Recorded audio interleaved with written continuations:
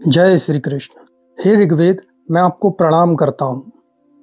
सुबह की पहली किरण अभी धरती को छू भी नहीं पाई थी और गंगा के किनारे बैठा एक बूढ़ा ब्राह्मण अपनी आंखें बंद किए मंत्रों का उच्चारण कर रहा था।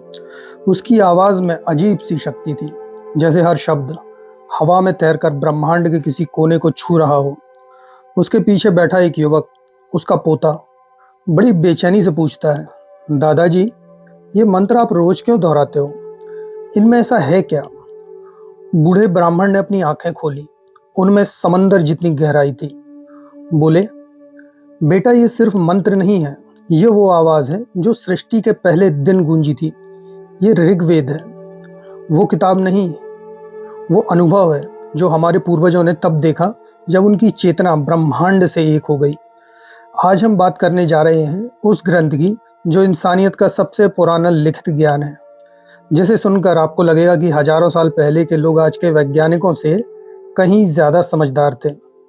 ऋग्वेद सिर्फ एक धार्मिक किताब नहीं है, ये तो उस जमाने का विज्ञान है, दर्शन है, कविता है, संगीत है। कल्पना कीजिए दोस्तों, आज से करीब 3,500 साल पहले जब दुनिया के ज्यादातर हिस्सों में लोग गुफाओं में रहते थे, तब भारत की धरती पर कुछ लोग ऐसे थे जो ब्रह्मांड के रहस्यों को समझ रहे थे। वो आकाश को देखते थे और सवाल पूछते थे, ये तारे कैसे बने? सूरज क्यों निकलता है? हम कौन हैं? हमारा उद्देश्य क्या है? और इन सवालों के जवाब उन्होंने मंत्रों में ढाल दिए। ऐसे मंत्र जो सिर्फ पढ़े नहीं जाते, गाए जाते हैं, क्योंकि उन्हें पता था कि शब्दों में ताकत होती है, ध्वनि में कंपन होता है और सही कंपन से पूरी कायनात बदल सकती है। ऋग्वेद में 10 मंडल हैं, यानी 10 अध्याय। इनमें 1,000 से ज्यादा सूक्त हैं और कुल 10,000 मंत्र। लेकिन ये सिर्फ संख्याएं नहीं है, हर मंत्र एक कहानी है, एक प्रार्थना है, एक वैज्ञानिक सत्य है। सोचिए, आप किसी गांव में रहते हैं, आपके पास ना बिजली है, ना मोबाइल और ना ही किताब है। बस आकाश है, धरती है, नदियां हैं, पेड़ हैं, और आप इन सबको देखते हो, गौर से देखते हो। बरसात आती है तो फसल लहलहाती है, सूखा पड़ता है तो भूख आती है, आग जलाते हो तो रोशनी मिलती है, खाना पकता है। धीरे धीरे आपको समझ आने लगता है कि ये सब चीज़ें अपने आप नहीं हो रही, इनके पीछे कोई ताकत है। और ऋग्वेद के ऋषियों ने इन ताकतों को देवता कहा है। इंद्र, बादलों के राजा, बिजली के स्वामी, जब वो अपना वज्र चलाते हैं तो आसमान फट जाता है। अग्नि, वो आग जो घर में जलती है, यज्ञ में धधकती है, सूरज में चमकती है, वो देवताओं और इंसानों के बीच का पुल है।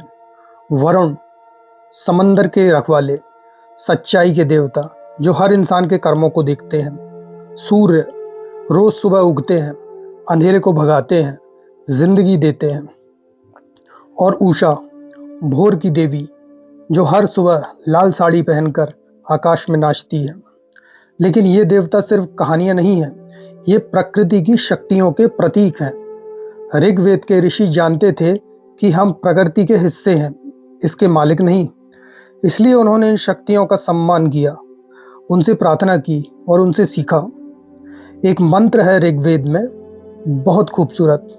आकाश में सूरज चमकता है, धरती पर अग्नि जलती है और हमारे भीतर बुद्धि की ज्योति है। ये तीनों एक ही रोशनी के अलग अलग स्वरूप हैं।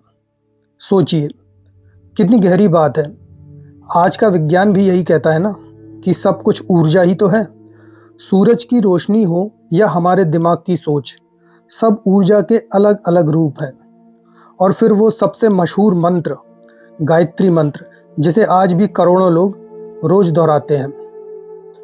ओम भूर्भुवस्वः तत्सवितुर्वरेण्यम भर्गो देवस्य धीमहि धियो यो नः प्रचोदयात्। इसका मतलब है, हे सूर्यदेव, आपकी उस दिव्य रोशनी का हम ध्यान करते हैं जो हमारी बुद्धि को सही रास्ता दिखाए।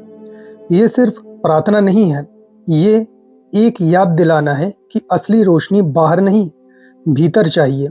असली अंधेरा अज्ञान है, गरीबी का नहीं। लेकिन ऋग्वेद में सिर्फ भक्ति नहीं है, सवाल भी हैं, और काफी बड़े बड़े सवाल।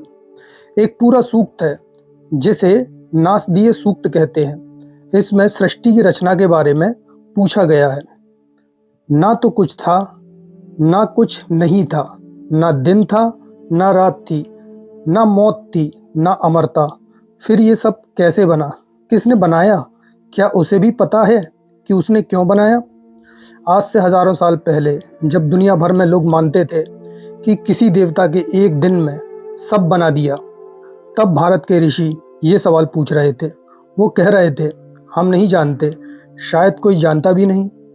ये ईमानदारी, ये विनम्रता, ये खुले मन से सवाल पूछने का साहस, यही तो असली विज्ञान है।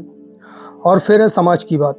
ऋग्वेद में एक मंत्र है जो कहता है, आओ हम सब मिलकर चलें, एक साथ बोलें, हमारे मन एक जैसे हों। जैसे पुराने समय में देवता मिलकर रहते थे, वैसे ही हम भी रहें। ये एकता का संदेश है, लेकिन सिर्फ बातों में नहीं, व्यवहार में। ऋग्वेद में औरतों का बड़ा सम्मान है। घोषा, अपाला, लोपामुद्रा, ये सब महिला ऋषियां थीं जिन्होंने खुद मंत्र रचे। वो समय था जब औरतें यज्ञ करती थीं, शास्त्रार्थ करती थीं, राजनीति में हिस्सा लेती थीं। एक जगह लिखा है, जहां औरतों का सम्मान होता है, वहां देवता खुश होते हैं। लेकिन साथ ही ऋग्वेद में पहली बार 4 वर्णों की बात भी आई: ब्राह्मण, क्षत्रिय, वैश्य और शूद्र। लेकिन ध्यान रहे, ये जन्म से नहीं, काम से बटे हैं। जो पढ़ाता था वो ब्राह्मण, जो रक्षा करता था वो क्षत्रिय, जो व्यापार करता था वो वैश्य, और जो सेवा करता था वो शूद्र। बाद में इंसानों ने इसे बिगाड़ दिया, जन्म से जाति बना दी, छुआछूत शुरू कर दी। लेकिन ऋग्वेद में ऐसा कुछ नहीं था। वहां तो लिखा है, सभी मनुष्य एक ही रोशनी की संतान है। अब बात करते हैं उस हिस्से की जो शायद सबसे दिलचस्प है, ऋग्वेद में विज्ञान। हाँ भाई, विज्ञान। एक मंत्र में लिखा है कि सूरज की किरणें 7 रंगों की होती हैं। ये बात न्यूटन ने 17वीं सदी में खोजी, लेकिन ऋग्वेद में हजारों साल पहले लिख दी गई थी। एक और मंत्र कहता है कि धरती और अन्य ग्रह सूरज के चारों ओर घूमते हैं। ये बात कोपरनिकस और गैलीलियो से सदियों पहले की है। ऋग्वेद में पानी के चक्र का जिक्र है। कैसे? समंदर से भाप बनती है, बादल बनते हैं, बारिश होती है, फिर नदियां बहकर समंदर में जाती हैं। गणित की बात करें तो दशमलव प्रणाली, शून्य की अवधारणा, ये सब भारत की देन ही है, और इनकी नींव ऋग्वेद के समय में ही पड़ चुकी थी। लेकिन सबसे खूबसूरत बात यह है दोस्तों, ऋग्वेद का दर्शन। एक मंत्र है, एकम सत विप्रा बहुधा वदंती। मतलब सच एक है, लेकिन ज्ञानी लोग उसे अलग अलग नामों से बुलाते हैं। जरा सोचिए, कितनी उदारता है इस बात में। ये नहीं कह रहा कि सिर्फ मेरा भगवान सही है, बाकी सब गलत। ये कह रहा है कि सब रास्ते एक ही मंजिल की ओर जाते हैं। आज की दुनिया में जहाँ धर्म के नाम पर लड़ाइयाँ होती हैं, नफरत फैलती है, वहाँ ऋग्वेद का ये संदेश कितना आवश्यक है। एक और मंत्र कहता है, वसुधैव कुटुंबकम। पूरी धरती एक परिवार है। हर इंसान, हर जानवर, हर पेड़, हर नदी, सब एक दूसरे से जुड़े हुए हैं। अगर तुम किसी को दुख दोगे तो वो दुख तुम तक लौट कर आएगा। अगर तुम किसी के साथ प्रेम करोगे तो वो प्रेम भी तुम्हारे पास वापस आएगा। ऋग्वेद में संगीत की बड़ी अहमियत है। हर मंत्र एक खास सुर में गाया जाता है। 7 सुर, सा, रे, ग, म, प, ध, नी।